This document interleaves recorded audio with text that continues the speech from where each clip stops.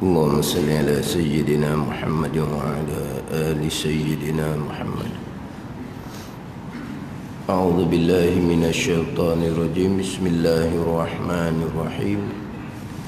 الحمد لله رب العالمين، والصلاة والسلام على سيد المرسلين وعلى آله وصحبه أجمعين.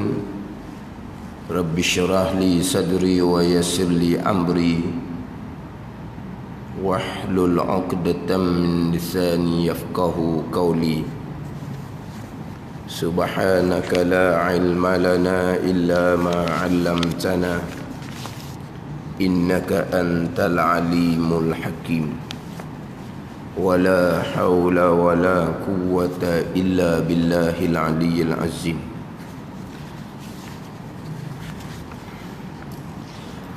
Kitab Pati Faridah, muka surat 16. Kitab Pati Faridah, muka surat 16.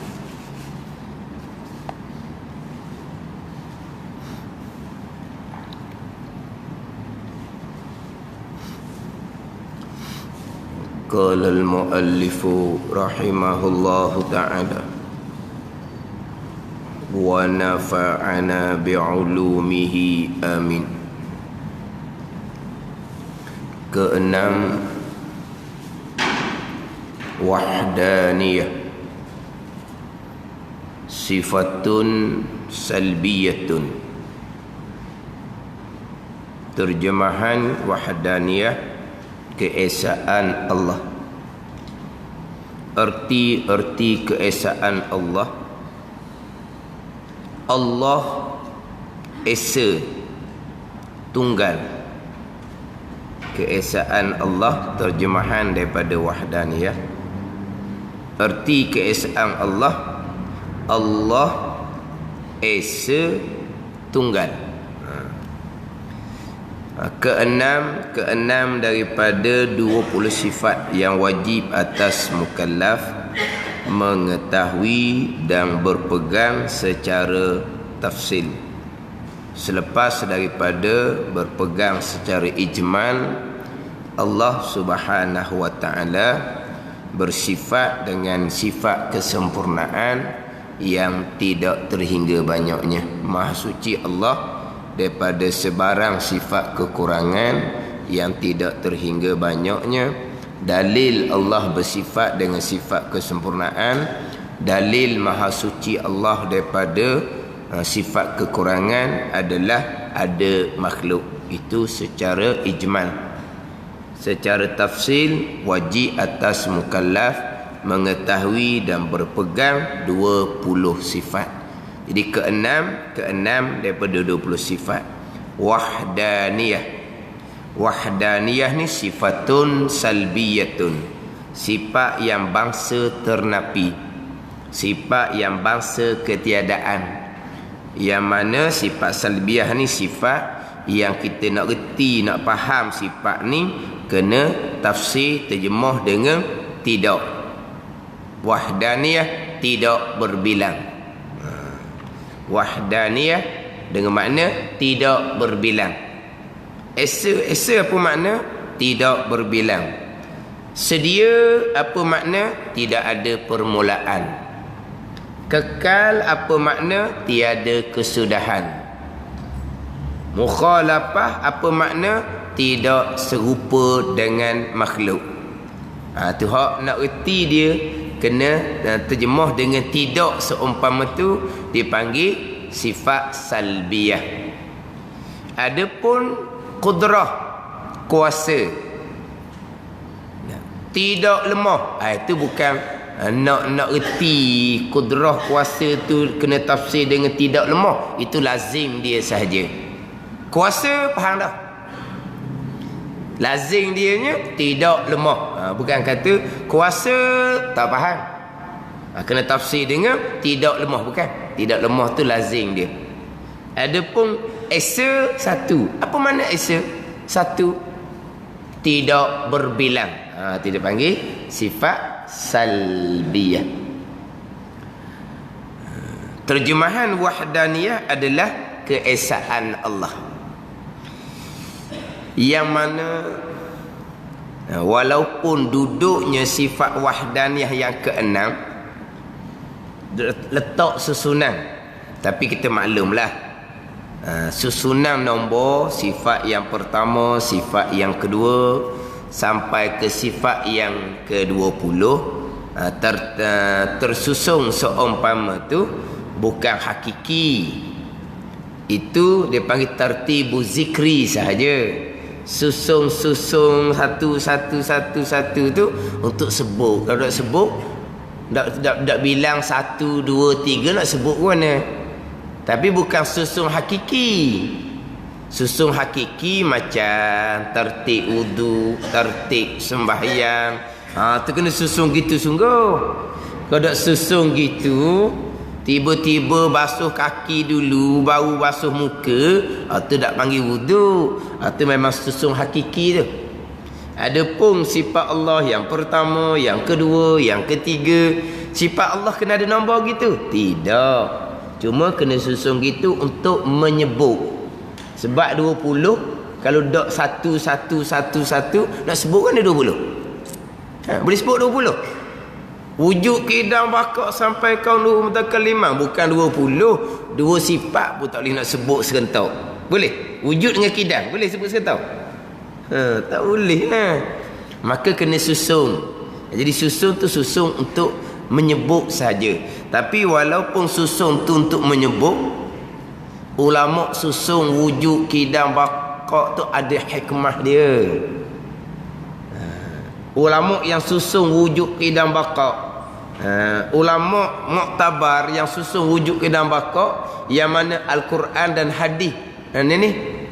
Quran dan hadis duduk di dada mereka dah, dengan ilmu, dengan amal, dan ada kedudukan di sisi Allah Subhanahu wa taala. Ulama muktabar yang susung ni, kemudian susunan tu diterima pakar oleh ulama-ulama kemudian pula, tak ada tikar susung wujud kidam bakak tu. Sebab apa? Ada hikmah. Kita nak bicara sifat Tuhan ni, bicara wujud dululah. Gitu je lah. Nak bicara apa sifat, bicara wujud dulu. Kemudian wujud Allah ni wujud yang hakiki.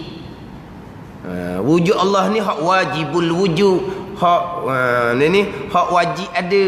Hak wujud yang hakiki, hak wajib ada, mestilah tidak ada permulaan. Disusuli dengan sifat kidam. Bila tidak ada permulaan, pastilah tidak ada kesudahan, disusuli dengan bakak. Wujud Allah yang seumpama ni tidak ada permulaan dan kesudahan, bersalahanlah dengan makhluk. Sebab makhluk ada permulaan, ada kesudahan. Jadi ulama susun ada hikmah di belakang. Akan dia diakhiri dengan wahdaniyah yang keenam, sebelum nak masuk kepada sifat qudrah iradah, ilmu. Jadi daripada wujud sampai wahdaniyah, qudrah sampai ke kalam, wujud sampai wahdah dipanggil takhliyah. Takhliyah ni nak menyucikan Allah daripada sifat yang tidak selayaknya. Layak tak bagi Tuhan ada permulaan? Tak layak. Layak tak bagi Tuhan ada kesudahan binasa macam kita? Tak layak. Layak ke Tuhan ni serupa dengan kita makhluk? Tak layak. Itu takhliyah. Kemudian buang hak tak layak tu, kita pun nak hiasi pula dengan sifat ketinggian, qudrah, iradah, ilmu. Itu panggil tahliyah. Itu kaedah. Samalah macam contoh kita bicara sifat hati, sifat mazmumah, sifat mahmudah. Dia akan bicarakan sifat mazmumah dulu, barulah bicara sifat mahmudah. Sebab apa bicara sifat mazmumah terlebih dahulu? Sebab nak takhliyah, nak buang dulu sifat keji.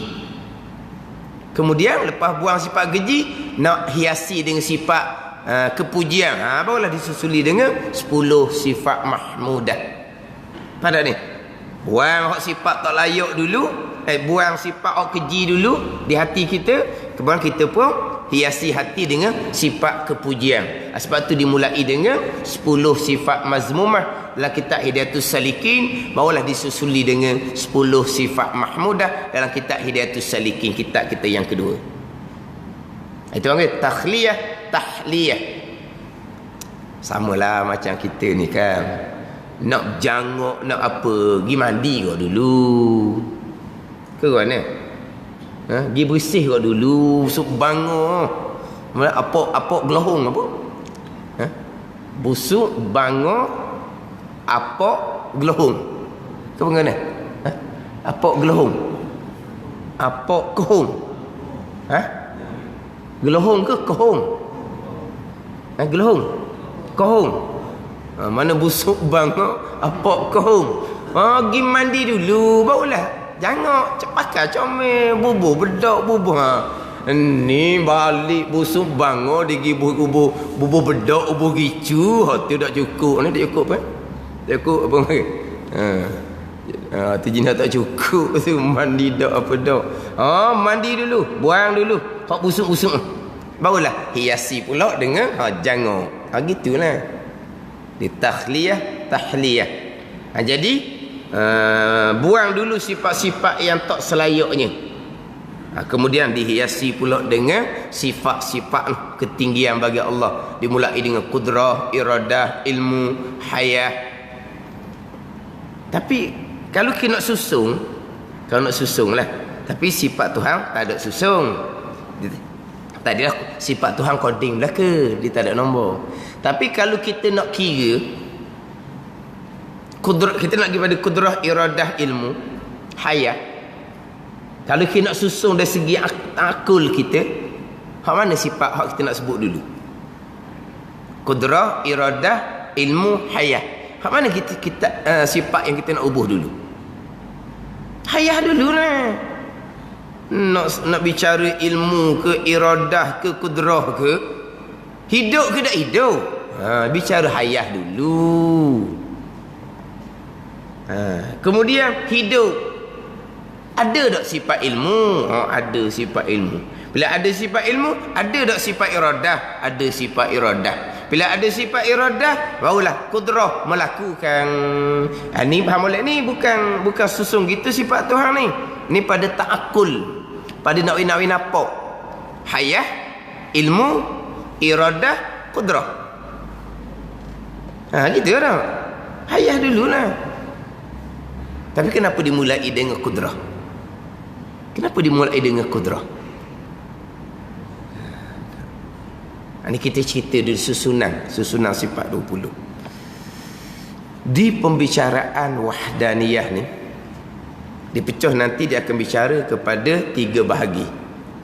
Keesaan pada zat, keesaan pada sifat, keesaan pada perbuatan. Keesaan pada perbuatan. Dulu-dulu pun yang timbul firqah-firqah Mu'tazilah ni daripada keesaan pada perbuatan. Hak keesaan pada perbuatan ni timbul Qadariyah apa semua ni. Dia menafikan keesaan pada perbuatan, timbullah Qadariyah. Contohnya. Jadi hak timbul mula-mulanya hak bab qada dan qadar.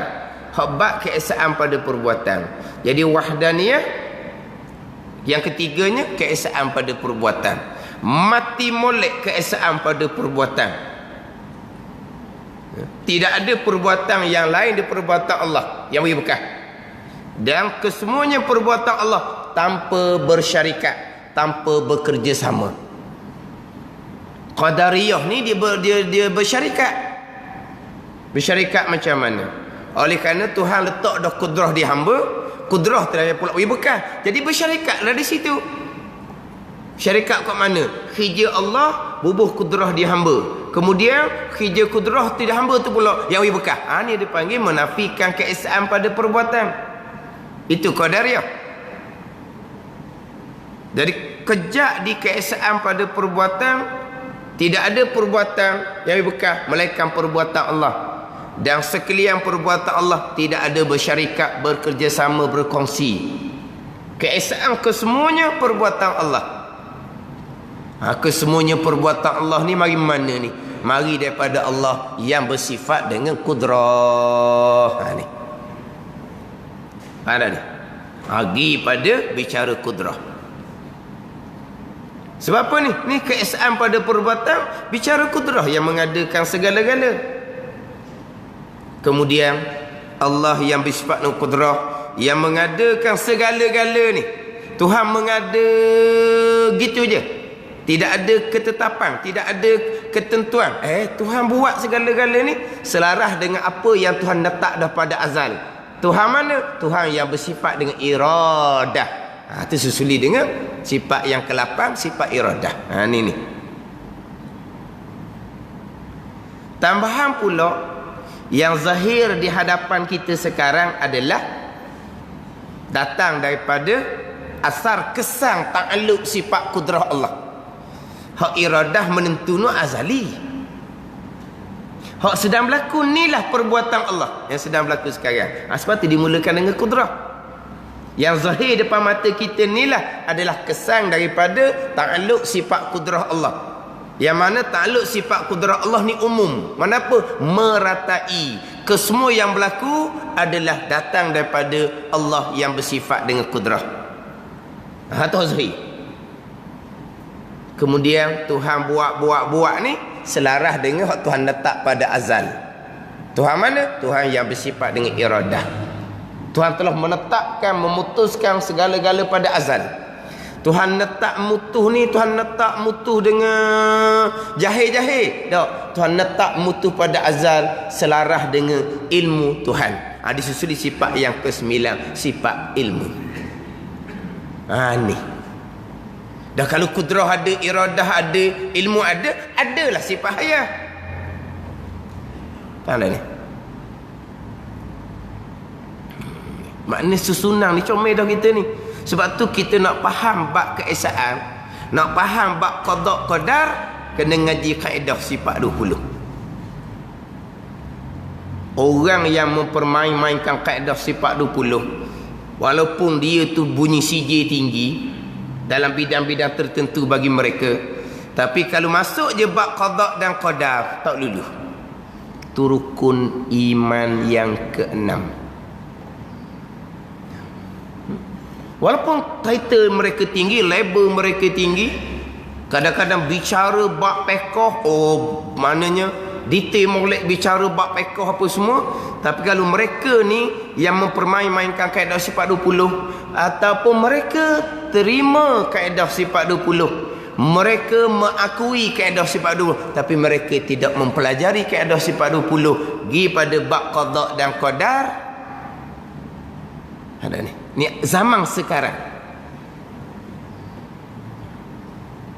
Jadi awal Islam tak ada juga sifat 20. Qada dan qadar kemak, mereka direct kepada Al-Quran. Mereka direct pada Al-Quran. Kita orang sekarang ni penceramah-penceramah agama, walaupun dari segi bidang pengajian mereka tu tinggi, PhD apa semua, bacaan Quran, orang Quran pun dah akak ibu jari baca Quran balah tu. Tengok. Baca Quran pun orang Quran tak kenang dah. Lepas tu Quran dah ada. Hafal Al-Quran? Tidak pun. Kalau hafal Al-Quran, pemahaman Al-Quran sudah dah ada? Tidak pun. Orang sekarang ni tahu tak? Hak dulu Quran di dada, hafal daripada budak dengan mak ayah lagi. Ngapa Quran dulu dengan mak ayah? Mereka hafal Al-Quran. Quran bahasa mereka. Mak ayah mereka, ulama-ulama mutabar terdahulu, mereka hafal Al-Quran serta mak ayah mereka memahamkan mereka dengan ilmu Al-Quran, bukan hafal saja. Kita sekarang nak jumpa mak ayah yang pandang ngajar baca Quran tu pun bertuah dah. Bertuah anak, boleh mak ayah yang boleh ajar dia baca Quran. Baca je. Dah kena tahu rumah orang lah. Dah pandai-pandainya mak ayah. boleh ajar anak baca Quran. Kalau bertuah lah anak ni, mak ayah dia boleh ajar Quran, boleh ajar baca je, boleh ajar tak akidah Al-Quran di dalam tu, boleh ajar? Tak boleh. Dulu dok, ibu bapa lah yang didik anak mereka hafal Al-Quran, dan ibu bapa lah yang memahamkan mereka dengan ilmu Al-Quran. Lepas tu barulah nenek anak-anak mereka ni, ulama muktabar kemudian ni pergi belajar dengan ulama-ulama yang lain. Ada ni orang ni kan, kita nak belajar agama balik macam ulama dahulu. Hafal Quran dulu, dia kata. Hafal Quran dulu. Ulama muktabar terdahulu. Bukan direct kepada ngaji kitab. Jadi saya nak dengar hafal Al-Quran dulu. Umur 12 baru nak belajar agama. Umur 13 baru nak belajar agama. Pengaruh macam-macam dah masuk dalam kepala anak. Baru nak belajar agama, so ngapa Quran umur 12, 13. Siapa umur berapa? Nak kemas Quran? 3-4 tahun. Lepas tu, ilmu untuk mengambil Al-Quran bila pula? Hak ulama muktabar terdahulu, mereka hafal Al-Quran daripada ibu bapa mereka. Kemudian ibu bapa mereka macam mana? Makan minum mereka macam mana? Ini kita daripada budak tu tengok macam-macam dah, duduk main ke telefon je. Yelah telefon tu katung, tapi tengok kat molek katung tu. Katung pasal mana? Pakai coli, pakai underwear. Underwear ke panggil apa? Pakai coli, pakai underwear. Hak tu hak dalam katungnya. Coli dengan underwear je. Hak tu duk tanang. Hak tu hak pandangan mata. Hak duk makan ni, masuk ni. Syubhah belaka hak masuk tu. Tak bukan hak yakin halal. Dulu macam mana?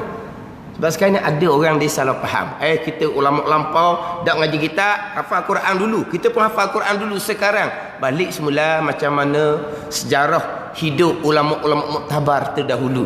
Latar belakang mereka daripada ibu bapa mereka macam mana. Cuba tengok molek. Kemudian ulama-ulama muktabar yang terpilih seumpama ni, macam mana kekuatan akal mereka pula. Faham tak? Kita umur 12, umur 13 nak balik dah. Baru nak suruh anak belajar agama. Lepas tu nak suruh hafal Quran. Akidah tak mana ada lagi. Lepas tu akidah tu ajar daripada umur 7 tahun. Pekoh mayabang pun tak reti-reti. Lepas tu ajar daripada umur 7 tahun. Sifat-sifat mazmah mahmudah pun tak reti-reti. Lepas tu ajar umur 8, 7 tahun. Umur 12 nak balik, jahil ilmu agama. Lepas tu nak suruh hafal Quran. Lepas tu bila nak belajar ilmu fadail, tauhid, pekoh, tasawuf, bila? Ni kena letak molek ni. Kita ibu bapa kena faham dalam bab ni. Jangan selalu ikut orang ramai, orang pakai atur pesen tu, kita atur pesen tu. Jadi ulama muktabar dahulu Quran hadis. Kita orang kemudian ni kaedah yang terbaik, kaedah sifat 20. Nak faham bab rukun iman yang kena qada dan qadar, kaedah sifat 20. Dimulai dengan wahdaniyah. Keesaan pada zat, keesaan pada sifat, keesaan pada perbuatan. Kesemuanya perbuatan Allah. Allah mana yang perbuat segala-gala? Allah yang bersifat dengan kudrah. Tuhan perbuat segala-gala, muafakat, selaras dengan apa yang Tuhan letak dah pada azal. Tuhan mana? Tuhan yang bersifat dengan iradah. Tuhan yang letak pada azal ni, letak dengan gomo-gomo gitu. Tak, selaras dengan ilmu Allah Subhanahu wa ta'ala. Disuli dengan sifat ilmu. Ni susunan sifat 20. Tapi di penghujung takhliyah diakhiri dengan wahdaniyah. Sebelum masuk kepada qudrah. Yang mana daripada sifat wahdaniyah ni lah ilmu yang kita duk ngaji ni, nama dia ilmu tauhid. Ilmu tauhid. Sahur kita ilmu tauhid lah. Ilmu usuluddin. Kadang-kadang kita panggil ilmu usuluddin. Tapi kalau usuluddin ni biasa kalau orang sekolah jurusan usuluddin. Nama usuluddin lah. Tapi masa sekolah rendah, sekolah menengah tu, kalau ilmu bab akidah ni nama apa? Ilmu tauhid ke ilmu usuluddin? Kan dia ada kan ujian mata pelajaran agama kan, dia ada pekoh, dia ada akhlak. Dibubuh tauhid ke usuluddin? Hak ni hak pekat bawah gini. Kalau rendah, kalau menengah, dia bubuh ke apa? Tauhid ke usuluddin? Dia buh pekah, makahnya berapa? Akhlak, makahnya berapa? Hadis, markahnya berapa? Dia bubuh tauhid ke usuluddin? Sekolah orang putih belaka ke kita ni? Sekolah orang putih belaka barangkali. Kalau tak silap saya lah ditulis tauhid. Tapi mungkin ada sekolah yang berbeza ditulis tauhid. Biasanya usuluddin tu, jurusan usuluddin. Dia tak panggil jurusan tauhid tau. Jadi nama tauhid, usuluddin, ilmu kalam. Ilmu kalam lagi kita tak biasa dengar. Tapi hak masyhur kitanya ilmu apa? Ilmu tauhid. Ngaji apa fardu ain? Tauhid, fiqh, tasawuf. Tauhid, fiqh, tasawuf. Tak ada. Kita dengar orang kata usuluddin, fiqh, tasawuf. Usuluddin, fiqh, tasawuf. Jarang tau. Kita biasa dengar kalau kata kita nak ngaji fardu ain ni ilmu gapo? Tauhid, fiqh, tasawuf. Tauhid. Dah sebut usuluddin. Jadi nama ilmu ni, ilmu tauhid ambil daripada mana? Ambil daripada wahdaniyah. Kenapa jadi ilmu ni bubuh nama ilmu tauhid ambil daripada wahdaniyah? Asas kita bicara berkaitan dengan ketuhanan ni adalah wahdaniyah. Asasnya adalah wahdaniyah. Yang mana asas Islam kita dua kalimah syahadah. Syahadah yang pertama, asyhadu an la ilaha illallah. Asyhadu an la ilaha illallah. Aku nak saksi bahawa tiada Tuhan melainkan Allah. Nafi tiada Tuhan, isbat melainkan Allah. Bila nafi dan isbat bawa faedah kepada hasar, tiada Tuhan melainkan Allah, dengan makna Allah jua Tuhan, Allah saja Tuhan, Allah je Tuhan. Ni tiada Tuhan melainkan Allah dengan makna Allah jua Tuhan. Allah jua Tuhan inilah keesaan. Ada. Jadi mula-mula orang kafir nak masuk Islam contohnya, kena sebut apa? Kena sebut Allah jua Tuhan. Tak mula-mula sekali. Sebab apa? Asas nak bicara bab ketuhanan, bicara bab uluhiyah adalah keesaan. Itu asas dia. Sebab tu dinamakan ilmu tauhid. Keesaan, mengesakan Allah, mentauhidkan Allah. Ini bicara permulaan agama ni. Nak mentauhidkan Allah, nak mengesakan Allah pada zat, pada sifat, pada perbuatan. Ini permulaan agama. Sampai kemuncak agama pula, kekasih-kekasih Allah di kalangan aulia-aulia illah mengesakan Allah. Mana? Mengesakan Allah pada af'al, pada sifat, pada asma, pada zat. Dipecah pula empat keesaan. Itu hak maqam aulia. Kemuncak agama. Kita cerita ni permulaan agama. Keesaan pada zat, sifat, perbuatan, nak menafikan kamu tasih, kamu pasti pada zat, pada sifat, pada perbuatan. Ini hak permulaan kita nak ngaji ni. Ni tauhid permulaan agama. Ni tauhid khasah no. Dimulai dengan wahdatul af'al, wahdatul sifah, wahdatul asma, wahdatul zat. Wahdatul af'al maqam fana, permulaan maqam aulia. Cerita nu keesaan maqam keesaan empat dia panggil. Kita ni keesaan tiga. Tu kemuncak nu keesaan empat. Tu bicara tauhid dalam kitab hikam. Itu bicara tauhid dalam kitab Ad-Durrun Napih, dan kitab Tanwirul Qulub. Bicara tauhid peringkat aulia. Tapi nak ceritanya kemuncak nu pun bicara sebut tauhid. Tapi tauhid dengan zauq lah. Ni tauhid kita dengan belajar, mengetahui serta mengaku putus di hati. Ni tauhid kita. Tauhid ni tauhid yang boleh kita pelajari serta boleh kita berpegang.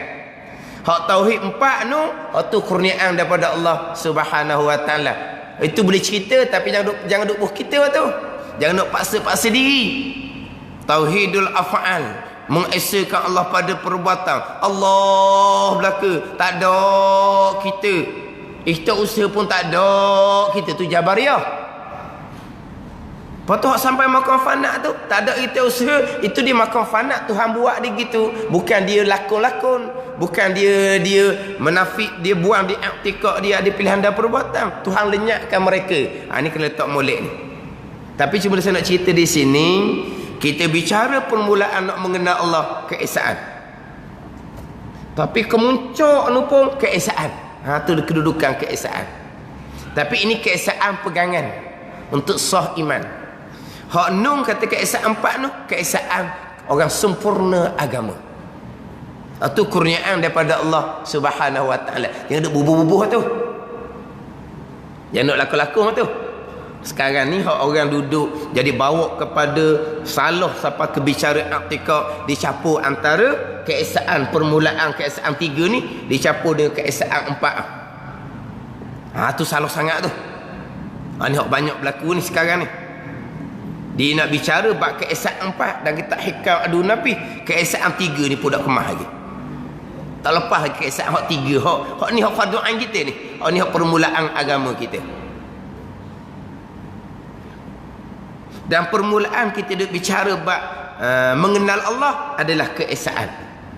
Ambil daripada asyhadu alla ilaha illallah. Orang kafir nak masuk Islam pun kena sebut asyhadu alla ilaha illallah. Nak mengesakan Allah. Allah jua Tuhan. Allah jua Tuhan. Apabila Allah jua Tuhan, tidak ada Tuhan yang lain, pastilah Allah jua Tuhan ni terkaya daripada yang lain. Dan Allah jua Tuhan.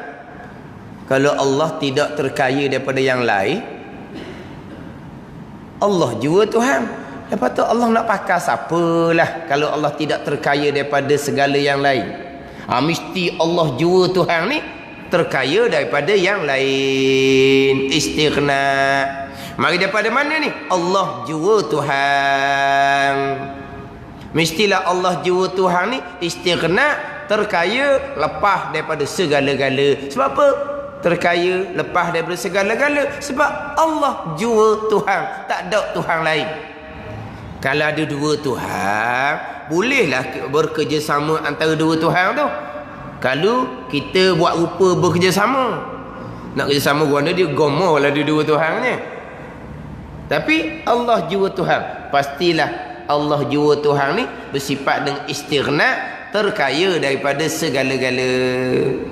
Kemudian apabila Allah jua Tuhan, pastilah Allah bersifat dengan iftikar, berkehendak kepada Tuhan oleh tiap-tiap yang lain. Semua yang lain akan berkehendak hanya kepada Allah jua, sebab Allah jua Tuhan. Jadi Tuhan yang bersifat dengan istighna iftikar ni, Tuhan yang macam mana? Tuhan yang bersifat dengan sifat kesempurnaan, Tuhan yang maha suci daripada sebarang sifat kekurangan. Hak kita pegang cara ijma' tu. Tapi mulanya apa? Wahdaniyah mulanya, keesaan. Ambil daripada la ilaha illallah. Bila Tuhan esa wahdaniyah, pasti Tuhan bersifat dengan sifat istighna, pasti Tuhan bersifat dengan sifat iftikar. Bila Tuhan bersifat dengan istighna iftikar, pastilah Tuhan yang bersifat dengan istighna iftikar ni bersifat dengan sifat kesempurnaan, maha suci daripada sifat kekurangan. Kalaulah Tuhan bersifat dengan sifat kekurangan, Tuhan tidak akan istighna, sebab dia perlu kepada yang lain untuk tampung kekurangan.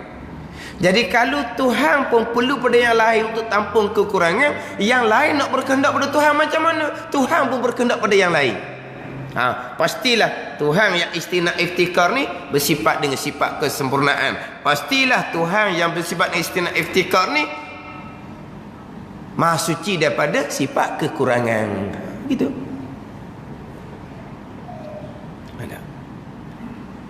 Kemudian kita kenal dah Tuhan Allah jua Tuhan ni bersifat dengan sifat kesempurnaan, bersifat maha suci daripada sifat kekurangan.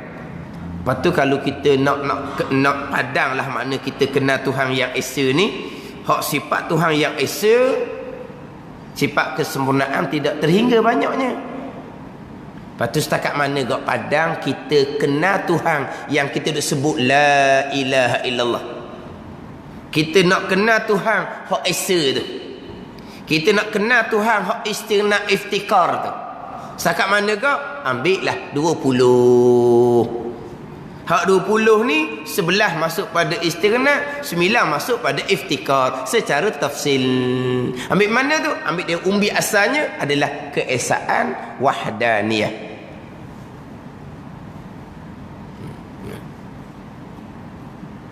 Ini kata asas bicara sifat Allah adalah wahdaniyah, keesaan. Itu asas dia. Walaupun duduk nombor 6 sekalipun. Baik, kita ambil wahdaniyah pula. Walaupun letak nombor 6, tapi ada hikmah dia. Ulama susun seumpama ni. Apabila Allah ni Tuhan yang Esa, kepercayaan kita kepada keesaan Allah, zahir kita mari daripada asyhadu alla ilaha illallah yang menjadi asas kepada rukun Islam yang pertama. Bila Allah ni Tuhan yang Esa, ada ke tak? Ada ke tak Tuhan yang Esa ni? Ada. Ada macam mana Tuhan yang Esa ni? Ada macam mana? Mana ada yang tidak diadakan lah. Sebab kalau ada Allah yang Esa ni diadakan, Allah je Tuhan kan? Siapa nak buat Allah? Kalau Allah asal tak ada, pernah diadakan.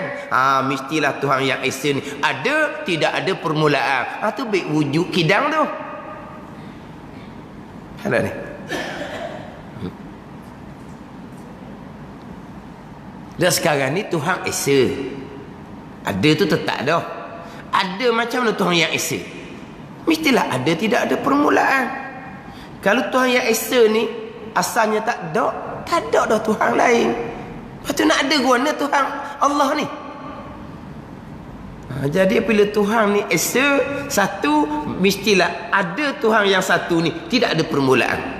Sebab kalau kata ada permulaan, tak boleh nak terima. Macam mana ada permulaan? Sebab tak ada dah Tuhan yang lain nak mengadakan Tuhan Allah ni. Sebab kita mati dah pada wahdaniyah, keesaan. Kita mati dah pada wahdah, pada keesaan. Mestilah Tuhan yang Esa ni ada, tidak ada permulaan. Pastilah Tuhan yang Esa ni bersifat dengan sifat kudrah yang sempurna. Pastilah Tuhan yang Esa ni bersifat dengan iradah yang sempurna, sifat ilmu yang sempurna. Sebab apa? Sebab keesaan. Sebab keesaan.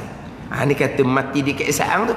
Itu asas kepada kita bicara berkaitan dengan sifat Allah Subhanahu wa taala. Nama ilmunya ilmu apa? Ilmu tauhid, mengesakan Allah.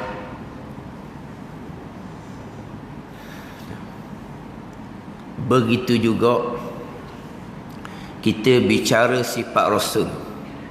Kita bicara sifat Rasul. Rasul pilihan Allah Subhanahu wa taala. Rasul pilihan Allah ni pastilah terpelihara daripada perkara-perkara yang terlarang. Rasul pastilah maksum. Kan gitu? Rasul pilihan Allah. Kemudian pilihan Allah pastilah maksum, pastilah terpelihara. Maka sifat asas Rasulnya adalah ismah. Rasul yang bersifat dengan ismah dipanggil Rasul ni maksum. Tapi kita sebut sifat ismah tak reti. Yang kita retinya sifat amanah. Itu kita reti. Setengah kita tidak sebut amanah, disebut ismah. Rasul yang bersifat dengan ismah dipanggil Rasul yang maksum. Apa maksum? Rasul yang ismah, yang terpelihara daripada melakukan perkara yang dilarang. Itu asas kepada Rasul. Bila Rasul ismah, amanah, pasti Rasul benar. Bila Rasul ismah, amanah, pasti Rasul menyampaikan. Kan gitu? Tapi kenapa letak sifat Rasul amanah nombor 2? Kenapa tak letak nombor 1? Samalah ulama susun ada hikmah dia. Sebelum kita nak cerita rasul ni ismah atau tak ismah, kita kena benar dulu rasul tu sebagai seorang rasul. Jadi rasul kita bersifat dengan sidik. Apa sidiknya? Yang pertama, benar rasul pada dakwaan ianya rasul. Itu yang pertama yang kita nak kena mati. Mati dimulakan dengan sifat sidik. Ada ni.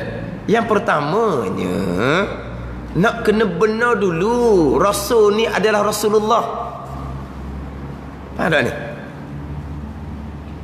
Kan orang kafir kan ni tak mau terima mula-mula ni. Dia kata rasul ni orang baik. Macam Nabi SAW Al-Amin. Puak kafir Mekah tak mau terima, tak membenarkan dakwaan Nabi sebagai Rasulullah. Tapi dia percaya tak ke Nabi kita? Dia nak musafir ke mana-mana, tempat orang kafir Mekah letak barang boleh dipercayai Nabi SAW. Dia tak bubuh kepada kawan-kawan dia tu. Dia kenal dah kawan-kawan dia tu. Kawan-kawan tak nak percaya belaka. Tapi kenapa jadi mereka tidak beriman? Walaupun mereka percaya Nabi ni amanah, ismah. Kerana mereka tidak membenarkan pada dakwaan Rasul sebagai Rasulullah. Tu sidik-sidik orang mula-mula tu. Kena berpegang Rasul adalah benar. Yang pertamanya, benar pada dakwaan Rasul adalah seorang Rasulullah. Itu pertama. Lepas tu dimulakan dengan sifat sidik. Tapi asas Rasulnya adalah amanah, ismah. Rasul adalah maksum. Lepas tu jadi susun sidik, amanah, tabligh fatanah tu, ulama susun tu ada hikmah dia. Macam juga sifat 20. Jadi amanahnya duduk yang ke-6. Di hujung sifat salbiyah sebelum memulai sifat ma'ani, yang sifat yang ke-8 sifat kudrah, sifat ma'ani. Sampailah kepada sifat kalam. Sifat ma'ani ada 7 tu. Tapi diakhiri dengan salbiyah dengan wahdaniyah. Yang mana wahdah ni lah asas kepada sifat Allah Subhanahu wa ta'ala. Yang kita nak kena mati hak ni wahdaniyah, keesaan ni. Mentauhidkan Allah, mengesakan Allah ni. Hak besar kitanya mengesakan Allah pada perbuatan, mengesakan Allah pada zat. Allah Tuhan yang satu. Tak ada orang Islam tidak mengesakan Allah pada zat. Tak ada orang Islam yang tidak mengesakan Allah pada zat. Pastilah orang Islam percaya bahawa Tuhan satu pada zat. Hak banyaknya terpesong adalah tidak mengesakan Allah pada perbuatan. Tidak mengesakan Allah pada perbuatan. Sama ada makhluk tu bekas sendiri-sendiri. Contohnya pisau, secara semula jadi memutuskan. Pisau dengan diri pisau, zat pisau tu memutuskan. Itu kafir ijma' ulama'. Dia tidak mengesakan pada perbuatan dengan bahawa dia berpegang berbilang tukang buat. Hak ni dia panggil kam munfasih pada perbuatan. Nanti dia akan bicara. Dia berpegang berbilang tukang buat. Pisah tu Tuhan buat. Lepas tu kemudian pisah tu sendiri dengan zat pisah tu yang memutuskan. Satu laginya, pisau Tuhan letak di tajam di pisah. Tuhan letak tajam di pisah. Kemudian tajam itulah yang memutuskan. Jadi apa ni? Bekerjasama pada buat. Putuh tu tajam yang buat. Tajam tu Tuhan yang bubuh. Ni apa panggil apa? Bersyarikat. Apa panggil apa ni? Kam muttasil pada perbuatan. Ni tidak mentauhidkan Allah belakang ni. Kalau kan mumpasir tadi, pisau memutuskan secara tabi'i, secara zat pisau, atau kafir ijma' ulama'. Hak ning ni pisau memutuskan dengan tajam yang Tuhan letak pisau. Jadi dia panggil apa ni? Bekerjasama Allah dengan tajam di pisau untuk memutuskan, untuk menjadikan. Ini pun tidak keesaan pada perbuatan. Ni kena kemah molek. Keesaan pada perbuatan dengan bahawa kesemua perbuatan yang berlaku adalah perbuatan Allah. Apa kesemua perbuatan yang berlaku tu? Tak payah duk tanya-tanyalah. Kesemua perbuatan yang berlaku. Perbuatan apa? Buat langit, buat bumi, gitu. Buat manusia, buat pokok, gitu je. Itu je hak sedang berlaku sekarang. Itu. Di kita ni ada tak perbuatan di kita ni? Ada tak perkara yang sedang berlaku di kita ni? Di kita sendiri ni ada tak perkara yang sedang berlaku? Yang sedang berlaku di kita sekarang. Organ-organ berfungsi. Jantung, apa panggil apa? Mengepam. Buah pinggang, apa panggil apa tu tak tahulah. Berfungsi semua tu. Itu perbuatan yang sedang berlaku sekarang. Siapa yang melakukan? Keesaan perbuatan Allah jua yang melakukan. Sekarang ni apa yang sedang berlaku di kita? Kita hidup. Allah yang menghidupkan kita setiap saat. Sekarang apa yang berlaku di kita perbuatannya? Melihat, mendengar. Allah yang buat kita melihat. Allah yang buat kita mendengar. Kita sekarang duduk tak terbalik, ini satu perbuatan. Allah yang buat kita duduk tak terbalik. Nanti kita bangun, Allah yang membangunkan kita, Allah yang menggerakkan kita. Semua yang sedang berlaku, semua perkara yang sedang berlaku, semua perbuatan sedang berlaku, keesaan Allah pada perbuatan Allah jua. Tidak ada selain dari perbuatan Allah, walaupun sebesar zarah sekalipun yang mengadakan, yang berkah, tidak ada. Tidak ada.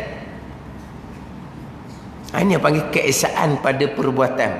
Jangan sebut keesaan pada perbuatan Allah jua buat, langit Allah jua buat, tidak bersyarikat dengan siapa-siapa. Bumi Allah jua buat, tidak bersyarikat dengan siapa-siapa. Manusia Allah jua buat, tidak bersyarikat dengan siapa-siapa. Lepas daripada tu Allah letak dah akal di seseorang. Allah letak dah tenaga di seseorang. Maka seseorang yang berakal tadi memilih. Seseorang yang Tuhan letak tenaga tadi yang melakukan. Itu apa panggil? Tidak keesaan pada perbuatan. Memilih seseorang, memilih ikhtiar. Memilih seseorang, bersyarikat antara Allah dan akal di kita yang Tuhan buat. Bergerak seseorang, bersyarikat antara Allah dengan kekuatan yang ada di seseorang. Allah mana? Allah yang letak kekuatan tu. Lepas tu bergerak tubuh badan kita, kekuatan tak pula buat. Ini panggil apa ni? Bersyarikat. Bersyarikat, bersekutu pada perbuatan. Ini panggil syirik. Mensyirikkan Allah pada perbuatan. Menyengutukan Allah pada perbuatan, mensyirikkan Allah pada perbuatan. Mana? Kita bebas memilih secara mutlak sebab Tuhan letak akal di kita. Kemudian kita yang melakukan sendiri sebab Tuhan letak dah tenaga di kita. Akal mari mana? Tuhan buat. Tenaga mari mana? Tuhan buat. Tetapi saat memilih, kita sendiri akal. Saat melakukan, kita sendiri tenaga yang Tuhan letak kita. Ini dipanggil apa? Bersyarikat, mensyirikkan Allah pada perbuatan. Ini bersyarikat, ini bersekutu. Ini kena faham molek ni. Sebab gitulah akalnya. Kita pilih sendiri, kita buat sendiri, barulah ada taklif syarak. Mung buat ni, maknanya kita buat sendirilah, bukan Tuhan buat. Barulah ada taklif, Tuhan perintah, kita buat sendiri. Kamu buat baik, ada pahala, balas syurga. Kamu buat jahat, berdosa, balas neraka. Sebab apa? Sebab kamu buat sendiri. Baik ke buruk, kamu buat sendiri. Dah berlakunya perbuatan baik buruk tu, mari dia perbuatan Tuhan ke tak? Tak. Tuhan letak dah tenaga di kita. Tuhan letak dah akal di kita. Akal kita memilih mana baik, mana buruk. Tenaga kita yang melakukan perbuatan baik, perbuatan yang buruk. Itu dipanggil keesaan pada perbuatan. Ini kencumak. Memang kita ahli sunnah wal jemaah wajib berpegang kita ada pilihan dan perbuatan. Tapi pilihan dan perbuatan kita itulah perbuatan Allah Subhanahu wa ta'ala. keesaan pada perbuatan. Keesaan pada perbuatan. Perbuatan yang sedang berlaku pada kita, memilih melakukan, memilih melakukan. Kan kita gitu kan? Ni, kepala duk mikir dah ni. Duk milih, duduk rancang macam-macam dah ni. Habis kelas kayak gila, hari ni banyak jamu, nak pergi kok mana dulu, nak jember hok mana dulu, mana hok dekat, mana hok jauh, nak pusing kok jalan mana, nak pakai baju mana. Baju pakai ni dah tak? Ke balik tukar pula? Balik tukar pula. Mana duk pilih tu? Duk pilih, duk buat. Sepanjang masa kita ni. Itulah perbuatan Allah Subhanahu wa taala, keesaan pada perbuatan. Walaupun kita ahli sunnah wajib isbatkan, letakkan di akidah, hamba ada pilihan, hamba ada perbuatan, tapi diri pilihan, diri perbuatan ni duduk bawah wahdaniyah, keesaan pada perbuatan. Yang lagi daripada keesaan pada perbuatan. Tuhan hanya buat akal. Tuhan hanya bubuh tenaga di kita. Lepas itu akal yang buat sendiri untuk memilih. Tenaga yang buat sendiri untuk berusaha. Itu panggil keesaan pada perbuatan. Itu dia panggil bersyarikat. Tapi akal tidak boleh memilih kalau Tuhan tidak letak ke IQ. Tapi Tuhan buat letak IQ je. Lepas tu IQ akal yang memilih sendiri. Panggil apa ni? Bekerjasama. Kita tak boleh nak berusaha kalau Tuhan tak letak kudrah di kita. Kalau Tuhan tak letak kudrah di kita, orang lain belaka buat kita. Suap makan pun orang lain, beri pakar pun orang lain. Tak boleh nak usaha. Bila Tuhan letak tenaga di kita, barulah kita boleh berusaha. Tapi hak bagian Tuhan letak tenaga je. Lepas itu tenaga ni pula yang melakukan usaha. Dipanggil apa tu? Bersyarikat pada perbuatan. Tidak keesaan pada perbuatan. Itu dia panggil tidak keesaan pada perbuatan. Ni nak kena mati ni. Di dalam bab keesaan pada perbuatan, pergi pada qada dan qadar, bicara kudrah, iradah, ilmu.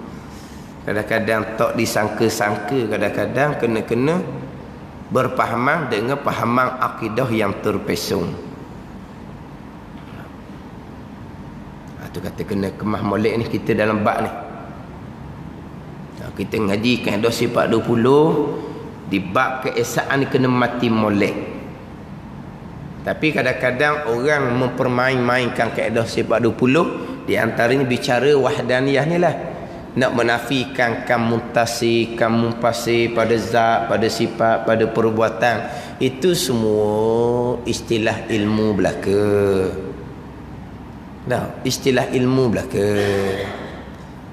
Yang mana istilah ilmu ni kadang-kadang kita macam kita tak faham tu, kadang-kadang kita kata memayahkan. Tidak. Ni timbul kadang-kadang main duk kamutasi. Dia kata duk main kokang, pening pala kita tu kan dengar dia kata main duk kokang. Pening pala dia kata. Dah kamutasi.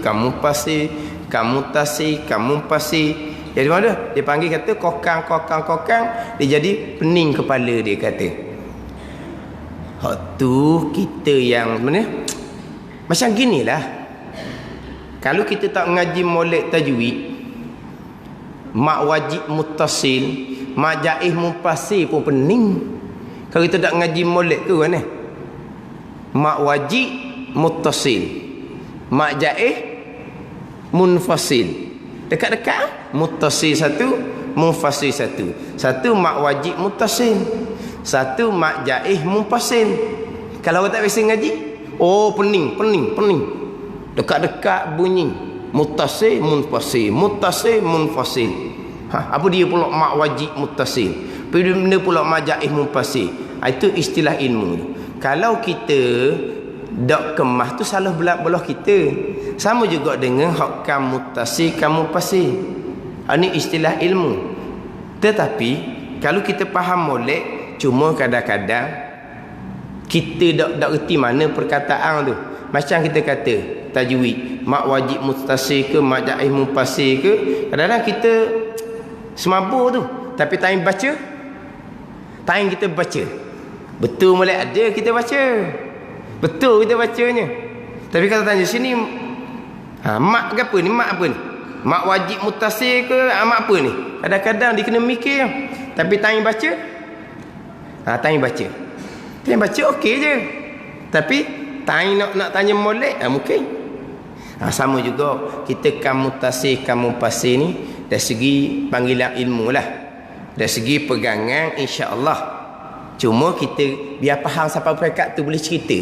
Hak kata mustahil kamu tasih kamu pasir pada zat, pada sifat, pada perbuatan ni biar kita boleh sebut hak tu, hak mustahil tu apa dia. Ada. Sebab kita nak mengesakan Allah pada zat, dia ada dua makna. Nak mengesakan Allah pada sifat ada dua makna. Mengesakan Allah pada perbuatan ada dua makna. Hak lawang dia pun ada dua juga. Ada. Jadi kita mengesakan Allah pecah 6 makna. Sebaliknya hak mustahilnya kamu tasih munfasir pun ada 6 makna. 6 kamu tasih munfasir hak mustahil. Terutama sekali kita pergi mati hak berkaitan dengan keesaan tunggal pada perbuatan. Hak tu kita mungkinlah sampai di pembicaraan tunggal pada perbuatan dua bahagi hak di muka surat 17 tu, mungkin panjang sedikitlah pembicaraan kita. Hak keesaan pada perbuatan tunggal pada perbuatan dua bahagi hak muka surat 17. Lepas daripada selesai keesaan pada perbuatan, kita kemah pula sifat yang ke-7, sifat kudrah, sifat yang ke-8, sifat iradah. Pergi kepada pembicaraan qada dan qadar Allah Subhanahu wa taala. Dan padanya pada keesaan Allah tu 3 bahagi. Pertama, tunggal pada zatnya, keesaan pada zat Allah. Kedua, tunggal pada sifatnya, keesaan pada sifat Allah. Ketiga, tunggal pada perbuatannya, keesaan Allah pada perbuatan. Wallahu a'lam.